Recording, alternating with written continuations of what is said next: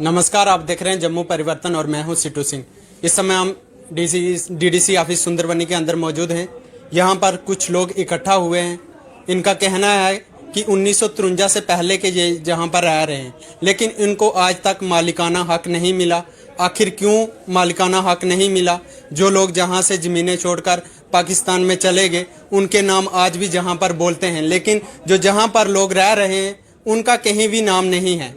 किसान सम्मान निधि की बात हो, आवास प्लस की बात हो, इस तरह की जो सरकारी सुविधाएं हैं उनका लाभ भी इन लोगों को नहीं मिलता है।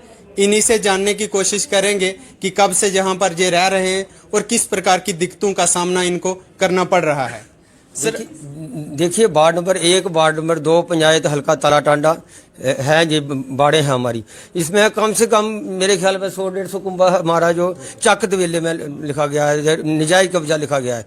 तो हम कम से कम 1952 से हमारे माँ बाप उधर ही रिहायश कर रहे हैं। वो खेती बाड़ी हमारे को है ही वो ही है, और उसके अलावा है ही कोई नहीं। अभी तक हमारे को मलकानी हक नहीं मिले हैं। जो हमारी यहाँ पहले गर्दौरियाँ लगती हैं वो भी बंद हो चुकी हैं, पटवारी बोलते हैं काट दिए हैं। तो जो प्रधानमंत्री खाते में जो आ रहे थे 6,000 रुपया सालाना, वो भी हमारा बंद हो चुका है। आप पटवारी के पास जाते हैं, वो भी बोलते हैं आपका बंद है। वो हमारी जो वेरिफिकेशन हो रही है वो नहीं कर रहे हैं, बोल रहे आपको नहीं मिलेंगे। इसलिए हम फिर भी आज तीसरी चौथी बार फिर हम डीडीसी साहब के दफ्तर में आए, यही प्रॉब्लम लेके कि कम से कम जल्द से जल्द हमारे को जो मलकानी हक मिलने चाहिए। आप कब से वहां पर रह रहे हैं? 1952 से हमारे माँ बाप पहले के रहने वाले हैं। तो आपकी जो गर्दौरियां हैं वो कब से चालू? वो 1971 से जो गर्दौरियाँ लास्ट की लगी है, 1953 से पहले की वो लग रही हैं। तो अब आप क्या चाहते हैं? हम चाहते हैं कि हमारी जो मलकानी हक मिलने चाहिए। पास करिए। इसी विषय पर हमारे साथ बातचीत करने के लिए मौजूद हैं डीडीसी सुंदरबनी राजेंद्र शर्मा जी। कल एक संगठन का आयोजन भी किया गया। उसका उद्देश्य यही था कि जो लोग जहां 47 से पहले के जहां पर रह रहे हैं, लेकिन उनको मालिकाना हक नहीं मिल रहा। सिर्फ चकतवेला की बात नहीं है, पूरे सुंदरबनी की बात करें तो ऐसे बहुत सारी फैमिलियां हैं जो इस तरीके की समस्याओं का सामना कर रही हैं। इनसे बातचीत करेंगे कि आखिर लोगों की जो समस्याएं हैं और लोगों के साथ ये किस तरीके से खड़े हैं। सर, आपको भी पता है सुंदरबनी एक चकतवेला नहीं, पूरे सुंदरबनी के अंदर या डोगरा समाज जितना भी है 1947 से पहले के जहां पर रह रहे हैं, लेकिन उनको आज तक मालिकाना हक नहीं मिला है। आप किस तरीके से देखते हैं और किस तरीके से उनके समस्याओं का समाधान करेंगे? थैंक यू सिटू जी। मैं आपके माध्यम से ये बताना चाहता हूं कि ये जो आपने अभी पूरे सुंदरबनी कॉन्स्टिट्यूंसी की बात की, सुंदरबनी कहने कि हमारे जम्मू कश्मीर पूरी स्टेट का ये हाल है। खास करके जम्मू सूबे का मैं कहूँगा कि जम्मू सूबे में जो कस्टोडियन लैंड है या स्टेट लैंड है, मैक्सिमम जो लोग हमारे हैं वो बिफोर 47 यानी कि 47 के पहले के जहाँ पर रहते हैं। और उनकी जो 47 से पहले गिरदावरियाँ चलती थी, लेकिन 47 के बाद भी गिरदावरियाँ चलती रही। लेकिन जब 47 में जो हिंदुस्तान पाकिस्तान का जो बंटवारा हुआ था, उसमें हमारे कुछ लोग, मैक्सिमम लोग जो थे वो उस पार चले गए थे। लेकिन आफ्टर 47 जब वापस आए, फिर वो वहाँ पर रहना स्टार्ट हो गए।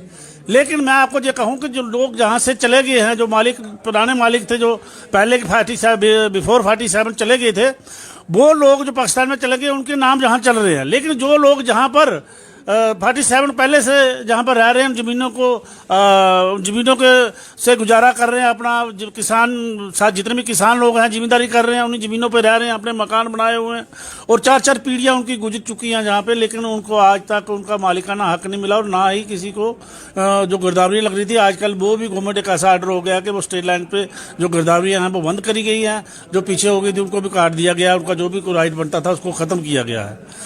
और मैं आपको ये भी बता दूं, खास करके ये जो डेपुटेशन आज आया हुआ है, ये विलेज चकतवेला है, इसकी 2 बाड़े हैं, वार्ड नंबर 1 और वार्ड नंबर 2, जब पंचायत तला टांडा पड़ती है। और ये पूरे के पूरा गांव जो है, इनके जो बुजुर्ग थे बिफोर 47 भी यहाँ पर रहते थे। और आप, मैंने पिछले पेपर इनके देखे हैं, बिफोर 47 इनकी गिरदावरियाँ हैं वहाँ पे, बाकायदा जमाबंदी है, रिकॉर्ड है, इनका सब कुछ है। लेकिन आफ्टर 71 उसके बाद जो गिरदावरी लगी हैं, वो उसके बाद ये गिरदावरियाँ इनकी काट दी गई हैं स्टेट लैंड से, और इनको कोई भी जो राइट्स थे इनके सारे खत्म किए गए हैं। अब लोगों का यही कहना है कि हमें कभी फॉरेस्ट डिपार्टमेंट वाले आके तंग करते हैं, कभी रेवेन्यू वाले तंग करते हैं कि हमारी लैंड है, हमारी लैंड है। हमें ये समझ नहीं आती भाई, हमारी 4-4 पीढ़ियां जहां पर गुजर चुकी हैं इस जमीन पर गुजारा कर करके, लेकिन आज हमारा जहां पर नाम ही नहीं है। लेकिन सरकार आ जाती है, सरकार के लोग आ जाते हैं कि भाई इसको खाली किया जाए, लेकिन हम लोग क्या करेंगे। हमें मालिकाना हक तो दूर, जो हमारे राइट बनते थे बिफोर 47 भी हम जहां पर रहते थे तब जो गिरदावरियां थी वो भी काट दी गई हैं।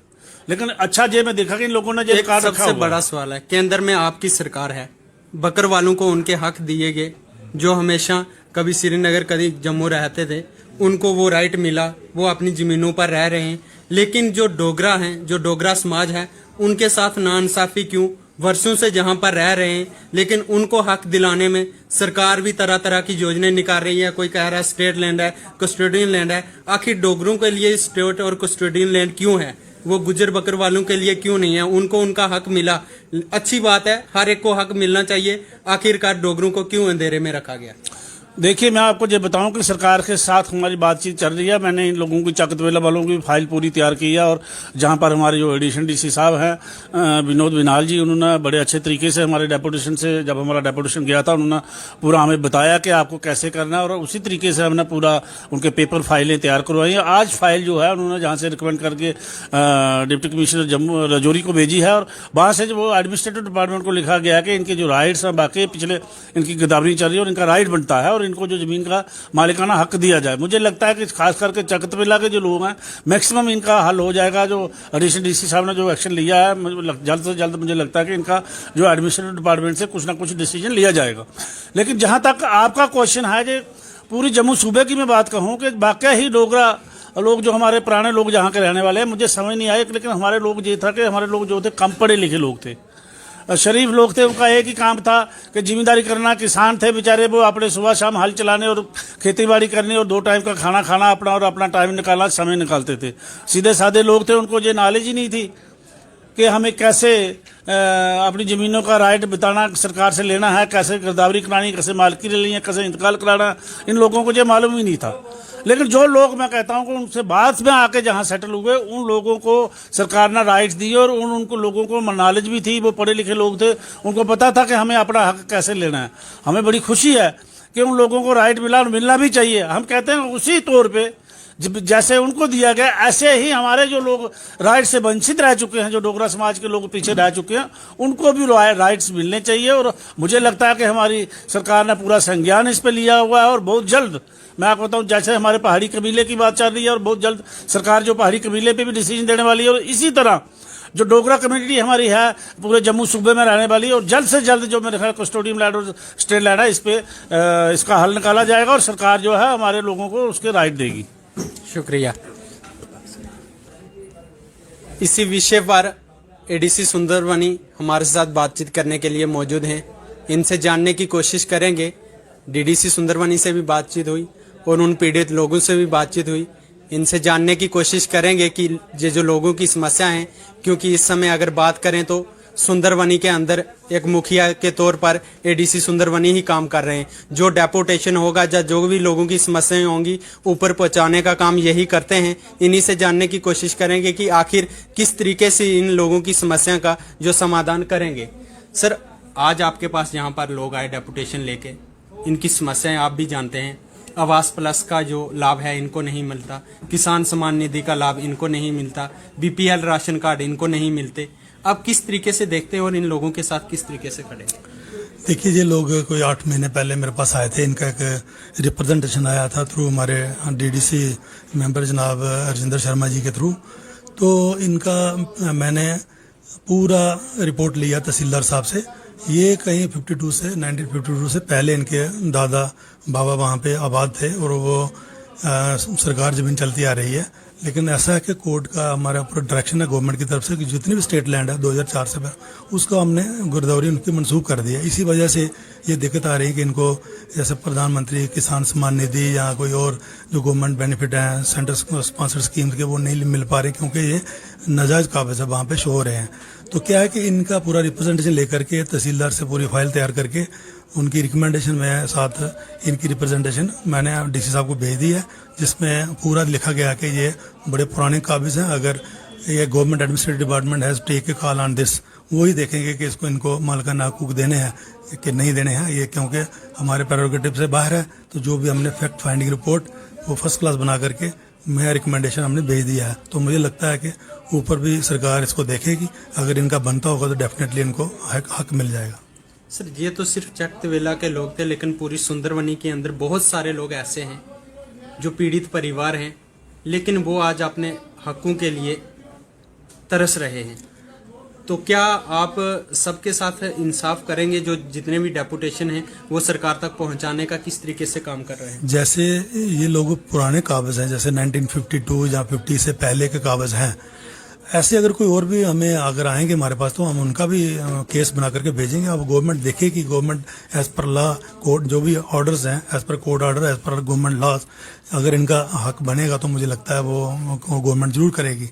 तो ये ऊपर ही बात बनेगी, क्योंकि हमें तो ग्राउंड लेवल पर रिपोर्ट बना करके आगे भेजने का काम रहता है। और मैं रिकमेंडेशन कि ये इनको बहाल किया जाए, इनके हकूक दिए जाएं, और आगे गवर्नमेंट एडमिनिस्ट्रेटिव डिपार्टमेंट उसको छानबीन करेगा। जैसे अगर होगा मुझे लगता है इनको मिल जाएगा हकूक जो भी होंगे।